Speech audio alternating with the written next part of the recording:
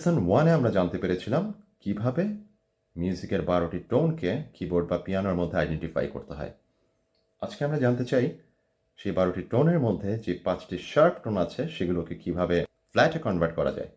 অর্থাৎ আজকের টপিকটি হচ্ছে শার্প এবং ফ্ল্যাটের মধ্যে রিলেশনশিপটা জেনে নেয়া।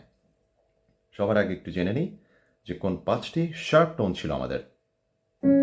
C sharp, D sharp, F sharp, G sharp, A sharp.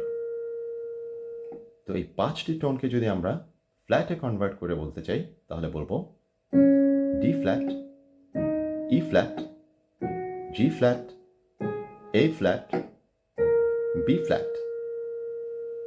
অর্থাৎ C sharp and D flat same key, D sharp এবং E flat same key, F sharp, G flat same key, G flat,